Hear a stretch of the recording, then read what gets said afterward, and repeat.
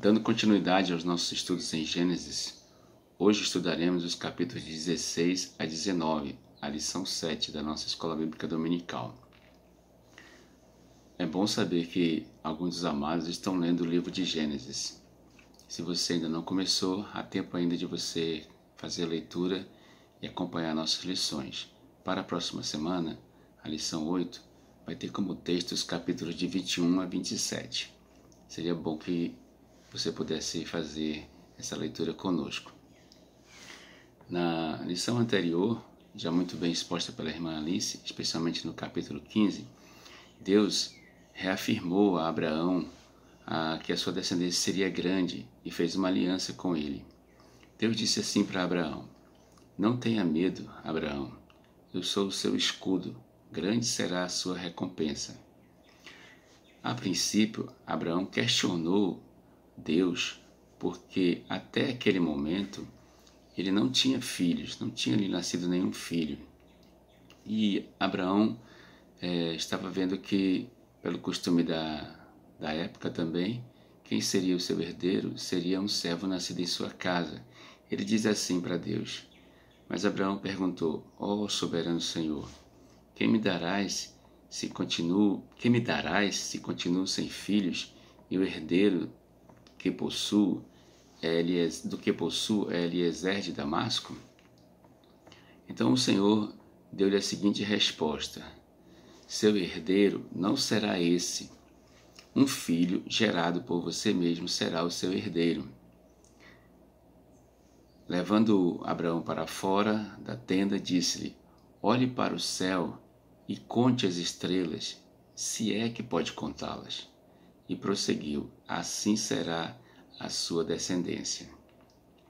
Abraão, então, reafirmando também a sua fé inicial, lá do capítulo 12, quando, atendendo ao chamado de Deus, saiu do meio da sua parentela e foi para a terra que Deus haveria de mostrar-lhe, ele vai responder assim: Abraão creu, o texto vai dizer assim, né? Abraão creu no Senhor e isso lhe foi creditado com justiça. Em seguida, então, Deus lhe pediu um sacrifício de animais e aves. Abraão preparou esse sacrifício, partiu esses animais, essas aves em bandas e expôs para o sacrifício.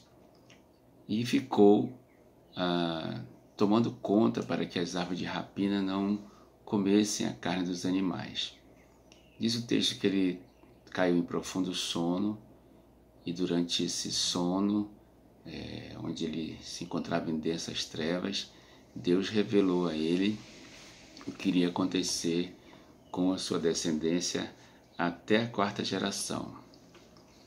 No final, Deus consome o sacrifício com fogo e assim sela esta aliança com Abraão. Por que é importante retomar esses acontecimentos do capítulo 15? Porque mesmo tendo sido reafirmado por Deus para Abraão que um filho vai ser gerado por ele mesmo, como Deus falou, um filho gerado por você mesmo será seu herdeiro, no capítulo seguinte, que é o capítulo 16, que é o primeiro do nosso estudo, Abraão vai ouvir a sua mulher. Então, a partir desse momento, capítulo 16, Abraão, sob pressão de Sara e do tempo também, ele vai deslizar na fé. Em Gênesis 12, lá quando Abraão saiu de Harã, ele tinha 75 anos. Agora aqui, capítulo 16, versículo 3, diz que já fazem 10 anos que Abraão está em Canaã. E o texto continua, a história continua. O texto vai dizer, resumidamente, que Sarai, vendo que não gera filhos, tomou a sua serva Agar, uma serva egípcia, e deu-a por mulher a Abraão, para que ela pudesse ser edificada com filhos. O texto diz assim: Abraão aceitou o conselho de sua mulher e, possuindo a serva, gerou um filho com ela. Sobre esses versículos, o comentarista Kidner vai dizer assim: é uma ironia que, depois das alturas atingidas nos 2 últimos capítulos, Abraão houvesse de capitular ante a pressão doméstica, mostrando-se maleável sob o plano e a censura de sua mulher. Abraão talvez tenha raciocinado que a promessa poderia cumprir-se daquela maneira, e o fato de que já haviam passado 10 anos em Canaã pode ter aumentado a pressão sobre ele, a fim de que agisse. Muito bem. Tudo isso levou então Abraão a deslizar na fé. Pressionado, ouviu a voz da sua mulher, que desejava ter filhos, que desejava ser edificada com filhos, diz o texto. Olhando assim do lado de fora da história, né, e da história já ocorrida, nós podemos até criticar Abraão e Sarai, né, Abrão e Sarai, por não esperar pelo que Deus prometeu. Mas quantas vezes, no tempo presente, onde temos a condição de conhecer mais sobre o fato de Deus ser cumpridor de suas promessas, nós deixamos de ouvir a sua palavra e tomamos decisões baseadas nas nossas próprias conclusões. Provérbios 24:3 vai dizer assim: com sabedoria edifica-se a casa, e com inteligência ela se firma.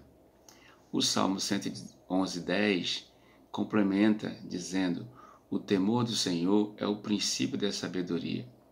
Todos os que cumprem os seus preceitos revelam bom senso. O temor e a obediência aos princípios estabelecidos por Deus são a melhor maneira de edificar ou de obter qualquer coisa, família, filhos, bens. Muitas vezes nós caímos nesse mesmo erro de deslizar como Abraão na nossa fé por desconfiarmos de que Deus é capaz de cumprir suas promessas. Mas hoje, no nosso tempo presente, conhecendo a palavra de Deus, podemos ver quantas promessas Deus já cumpriu e certamente vai cumprir as que ainda não foram cumpridas. O tempo, ele nunca impedirá a Deus de cumprir suas promessas, seus planos e seus propósitos. Jó descobriu isso vivendo em integridade com Deus. Ele disse em Jó 42:2: sei que podes fazer todas as coisas, nenhum dos teus planos pode ser frustrado.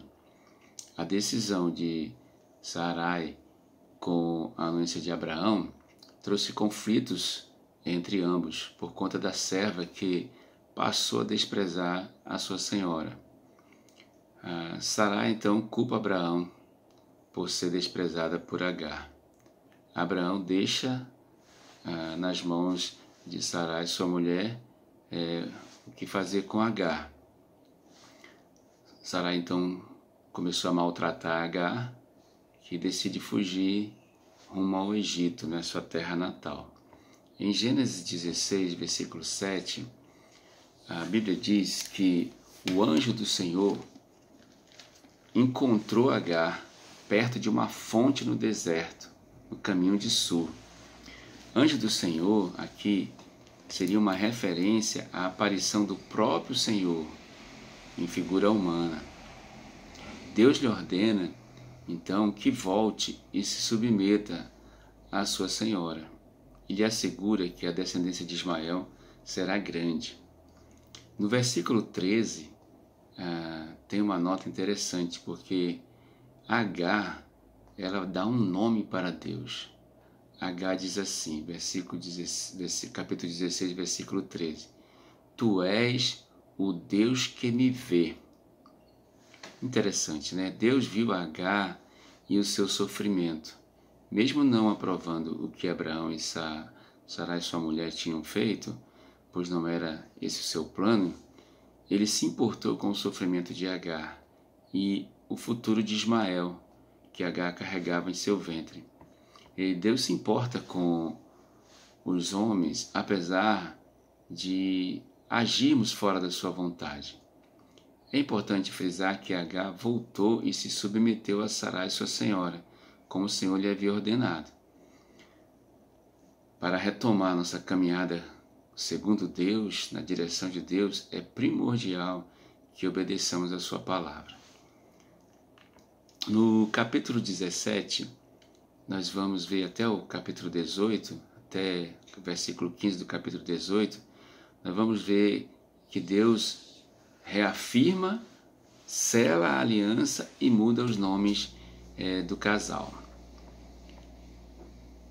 No início do capítulo 17, já se passaram 13 anos desde que Abraão deslizou na sua fé e ocorreu o nascimento de Ismael. O capítulo 17 começa assim: Eu sou o Deus Todo-Poderoso, ande segundo a minha vontade e seja íntegro. Deus então vem novamente para conversar com Abraão depois desse tempo.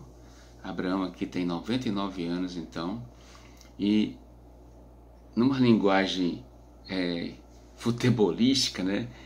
Deus ele entra de sola na conversa com Abraão, né? Porque ele diz: eu sou todo-poderoso, ande segundo a minha vontade e seja íntegro. A mim me parece uma repreensão clara ao fato de Abraão ter deslizado em andar segundo a sua vontade. Porém, apesar da fala de Abraão, Deus continua seu propósito da aliança com ele.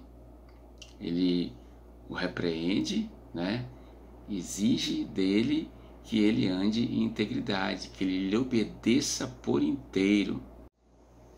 Porém, apesar da falha de Abraão, Deus continua seu propósito da aliança com ele. Ele diz assim: estabelecerei a minha aliança entre mim e você, multiplicarei muitíssimo a sua descendência.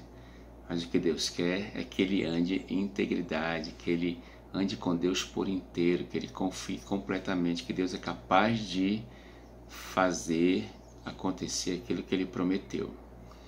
Deus não muda por causa dos nossos erros. A Bíblia diz que nele não há sombra de variação nem mudança. Deus não errou quando chamou Abraão e ele prontamente obedeceu, saindo da sua terra e do meio da sua parentela. Abraão está caminhando para ser o pai da fé, mas o caminho é longo. Ao ouvir o que Deus falou, no verso 1 e 2, Abraão prostrou-se rosto em terra. A mim me parece que após todos esses anos, desde a última aparição do Senhor a ele, Abraão aguardava por uma manifestação do Senhor. E quando ele aparece cobrando-lhe integridade no andar segundo a sua vontade, mas reafirmando que continua a aliança com ele, que foi feita anteriormente, ele não tinha o que fazer a não ser prostrar-se rosto em terra, sabendo, reconhecendo e vendo que Deus não desistiu dele por ele haver falhado. É também uma demonstração de humildade, porque Deus é o Senhor poderoso, todo-poderoso, que vai cumprir suas promessas, que cumpre suas promessas. E Abraão é o servo que está disposto a andar segundo a vontade de Deus, crendo nesse Deus todo-poderoso. Então, ao reafirmar que Abraão será pai de muitas nações, Deus muda o nome de Abrão para Abraão. A partir daqui, então, ele se torna Abraão, que significa pai de multidões. Eu fiz uns destaques aqui neste momento da reafirmação da aliança, né? Primeiro, a aliança é entre o Senhor Todo-Poderoso, que exige integridade, né? Que Abraão lhe obedeça completamente. A palavra íntegro quer dizer por inteiro. E o servo que se prostra rosto em terra, né? E a sua descendência. Então, a aliança entre o Deus Todo-Poderoso e o servo e sua descendência. Segundo, a aliança ela é eterna, né? O verso 7 diz isso. Os propósitos de Deus, como Alice falou na lição anterior, com Abraão, eles estão para além da vida humana simplesmente. Deus está fazendo uma aliança eterna. E eu entendo que tem a ver com Gênesis 3,15, né? Com a promessa do descendente. Quando nós lemos o capítulo 1 do Evangelho de Mateus, nós vamos ver que Jesus é da descendência de Abraão. Então a aliança que Deus está fazendo com Abraão e os seus descendentes é uma aliança eterna, mas também é uma aliança pessoal, né, de Deus com a pessoa de Abraão, né, e consequentemente depois com seus descendentes. Também a aliança, ela agora tem um sinal externo, que é a circuncisão de Abraão e todos os seus descendentes do sexo masculino, tanto os da sua geração, da sua descendência, no caso de Isaac, mas também daqueles que são nascidos na sua casa, ou seja, escravos nascidos na sua casa, ou comprados de estrangeiros, né? Aqui parece haver uma alusão, segundo o comentarista Kilde, da inclusão dos gentios na aliança eterna, né? Porque mais tarde nós sabemos que a aliança com Deus, no novo pacto, na nova aliança, ela não vai ser mais através da circuncisão do corpo, mas é uma circuncisão do coração. Paulo vai dizer isso lá em Romanos 2, 28 e 29.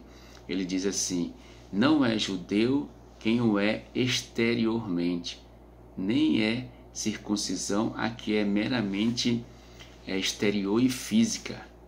Não, judeu é quem o é interiormente, e circuncisão é a operada no coração pelo Espírito e não pela lei escrita. Para estes, o louvor não provém dos homens, mas de Deus. Muito bem, na sequência do diálogo, Deus também muda o nome de Sarai, né, o Sarai, para Sara, que significa princesa, e deixa claro para Abraão que o filho que será seu herdeiro nascerá de Sara.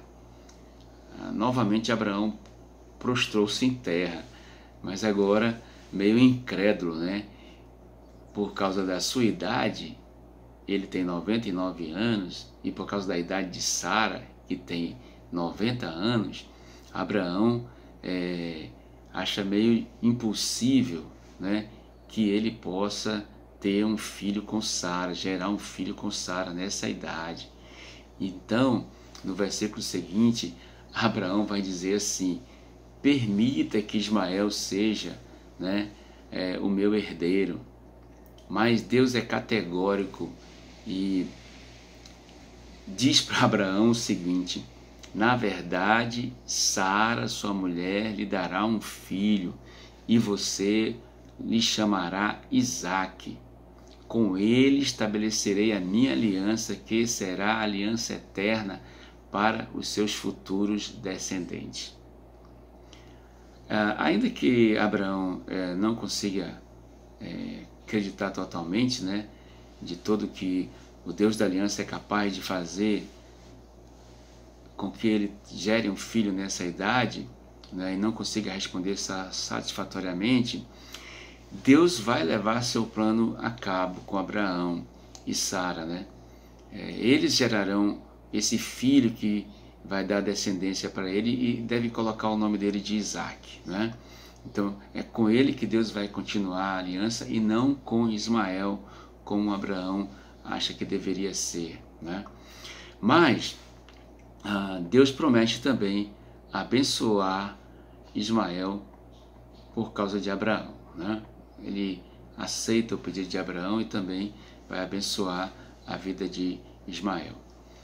Bom, nesse dia então, nesse mesmo dia que Deus apareceu para Abraão, o texto vai dizer que Abraão então foi circuncidado com seus 99 anos e todos aqueles do sexo masculino que faziam parte do seu clã. Muito bem, então depois de circuncidados todos da casa de Abraão, no início do capítulo 18, Abraão vai receber a visita de 3 homens. Diz assim o texto: apareceu o Senhor a Abraão nos cavalhais de Manre, quando ele estava sentado à entrada da tenda no maior calor do dia.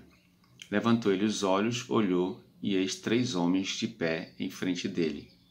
Vendo-os, correu da porta da tenda ao seu encontro, prostrou-se em terra.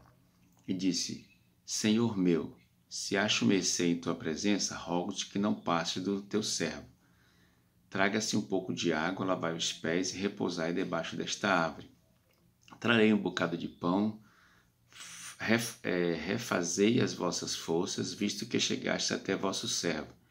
Depois seguireis avante. Responderam: Faze como disseste. Apressou-se, pois, Abraão para a tenda de Sara e lhe disse: Amassa depressa 3 medidas de flor de farinha e faze pão assado ao borralho. Abraão, por sua vez, correu ao gado, tomou um novilho tenro e bom e deu ao criado, que se apressou em prepará-lo. Tomou também coalhada e leite e o novilho que mandara preparar, e pôs tudo diante deles, e permaneceu de pé junto a eles debaixo da árvore, e eles comeram. Então lhe perguntaram: Sara, tua mulher, onde está? Ele respondeu: Está aí na tenda. Disse um deles: Certamente voltarei a ti daqui a 1 ano, e Sara, tua mulher, dará à luz um filho. Sara o estava escutando à porta da tenda atrás dele. Abraão e Sara eram já velhos, avançados em idade, e a Sara já lhe havia cessado o costume das mulheres. Riu-se, pois, Sara no seu íntimo, dizendo consigo mesma: depois de velha e velho também o meu senhor, terei ainda prazer? Disse o Senhor a Abraão: por que se riu Sara, dizendo: será verdade que darei ainda à luz sendo velha? Acaso para o Senhor a coisa demasiadamente difícil? Daqui a 1 ano, neste mesmo tempo, voltarei a ti, e Sara terá um filho.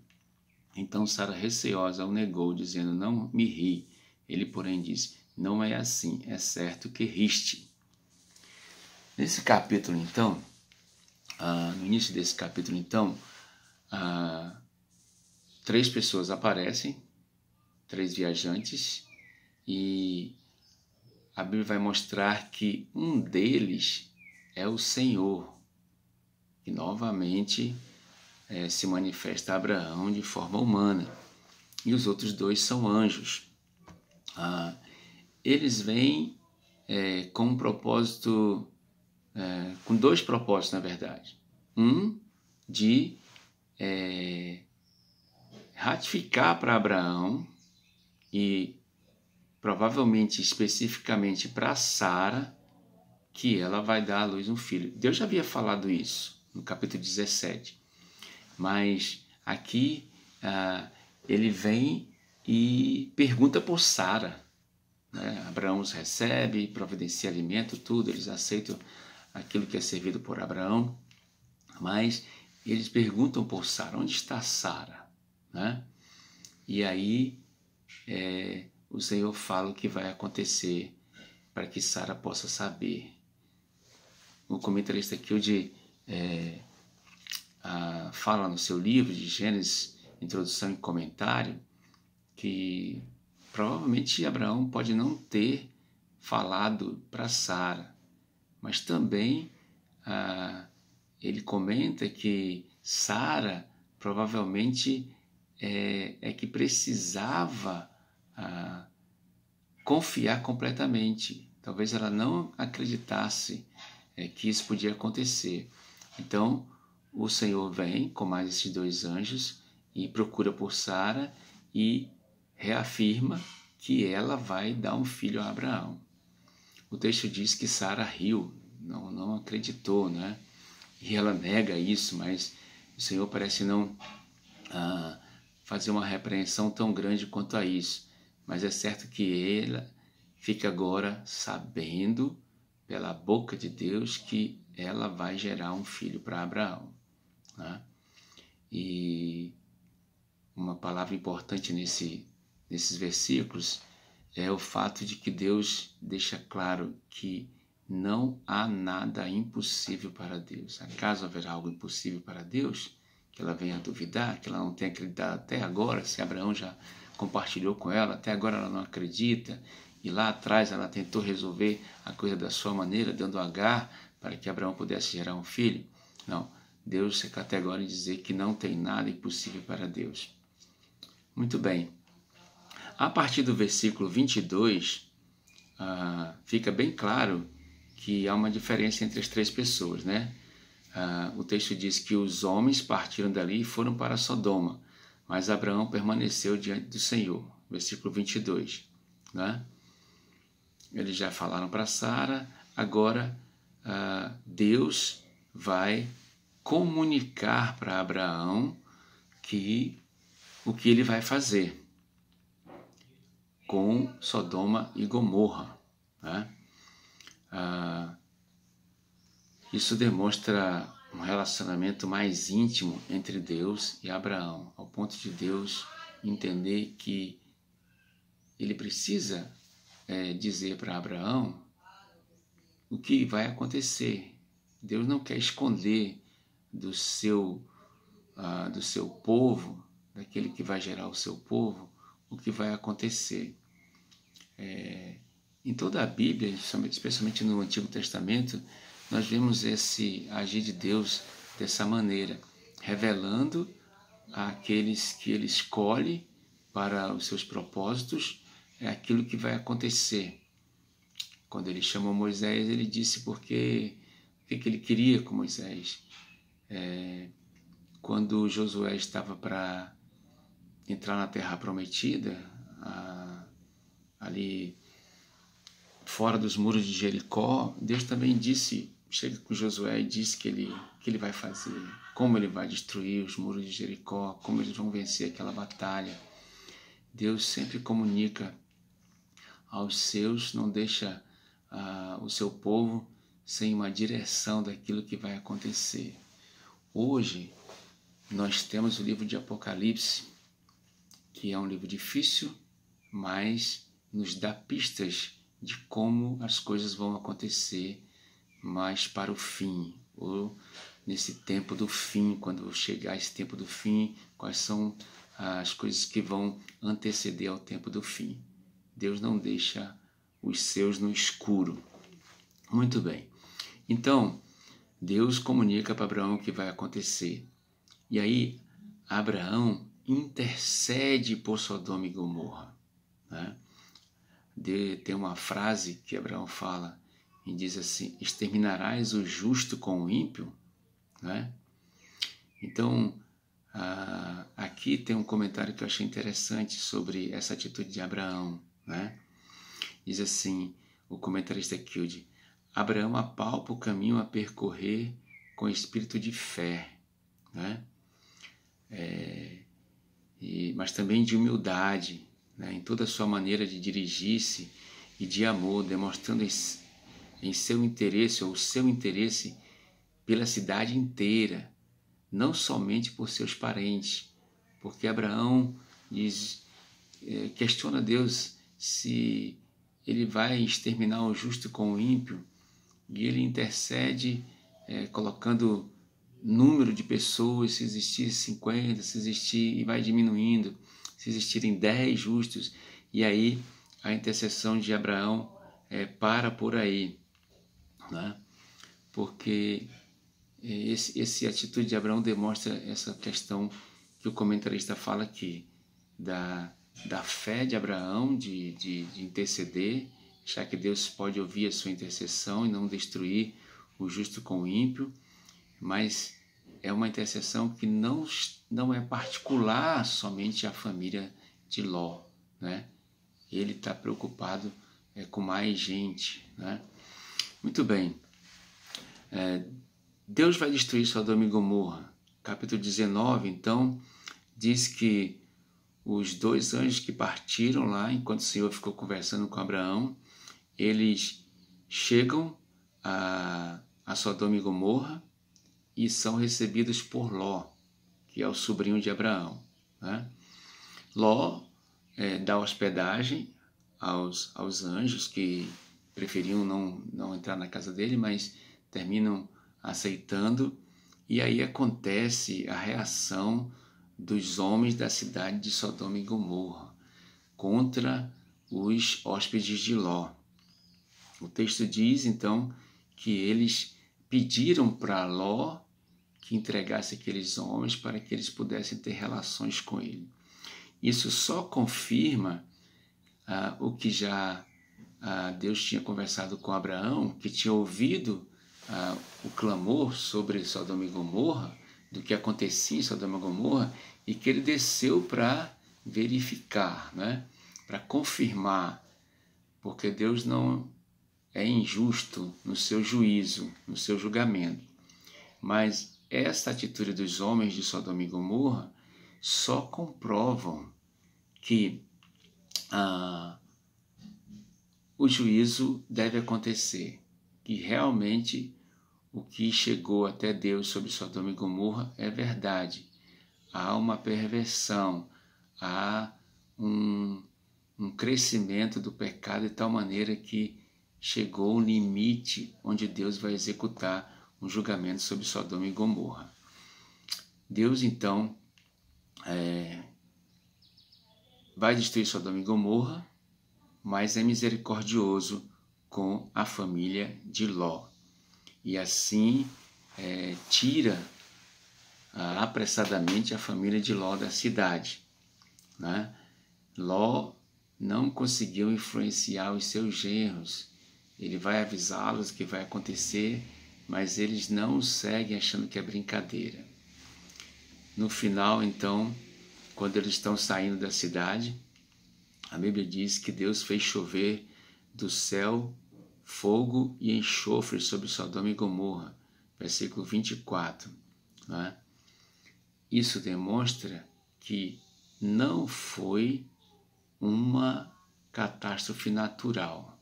Apesar de a região de Sodoma e Gomorra ter, na linguagem atual, poços de petróleo e ser favorável que houvesse ali uma destruição por fogo, mas o texto é categórico em dizer que o Senhor, o próprio Senhor, fez chover do céu fogo e enxofre sobre Sodoma e Gomorra. Então, foi juízo de Deus sobre aquelas duas cidades onde o pecado havia se multiplicado grandemente. Há um comentário também do nosso comentarista que adotamos para nos auxiliar no entendimento desses textos, Kilde, sobre a mulher de Ló. E ele diz assim: o fato de a mulher de Ló ficar soterrada quando os materiais derretidos choveram sobre ela não é fisicamente espantoso, mas no contexto do julgamento capta num só quadro o destino daqueles que dão as costas, e aí eu coloquei entre aspas, né, para a salvação que vem de Deus. Deus estava salvando a família de Ló, os retirando de Sodoma e Gomorra. E na saída, a mulher de Ló dá as costas para esse agir de Deus, que através dos anjos tomaram a família de Ló pela mão. Ela então dá as costas e se vira para a cidade, né? Então, o comentarista diz aqui que isso acontece com aqueles que dão as costas para o que Deus está providenciando. Em Hebreus, capítulo 10, versículo 38, há uma referência que eu gostaria de ler sobre esse comentário. Hebreus, capítulo 10, versículo 38 e 39, diz assim: todavia o meu justo viverá pela fé, e se retroceder, nele não se compraz a minha alma. Nós, porém, não somos dos que retrocedem para a perdição, somos, entretanto, da fé para a conservação da alma. A nossa fé é fundamental para que nós possamos experimentar a salvação que vem de Deus. A mulher de Ló, infelizmente, deu as costas para aquilo que Deus havia providenciado como salvação no momento da destruição de Sodoma e Gomorra. Há um outro texto também, Lucas 17, 31 a 33, que diz assim: naquele dia, quem estiver no eirado, estiver os seus bens em casa, não desça para tirá-los. E de igual modo, quem estiver no campo não volte para trás. Lembrai-vos da mulher de Ló. Quem quiser preservar a sua vida, perdê-la-á, e quem a perder, de fato, a salvará. Então, o texto aqui está fazendo alusão, né, à vinda do reino de Deus, nesse contexto aqui, e chama atenção para lembrar-se da mulher de Ló. Ela deu as costas para aquilo que Deus havia providenciado como salvação daquela situação. Quem dá as costas para a salvação que Deus providencia, que é pela fé em Jesus Cristo, também está destinado a sofrer as consequências, como a Bíblia diz, no lago de fogo e enxofre. Que o Senhor nos ajude a fortalecer a nossa fé, assim como Abraão, que foi de fé em fé, confiando em Deus até ele ser conhecido no Novo Testamento como o pai da fé.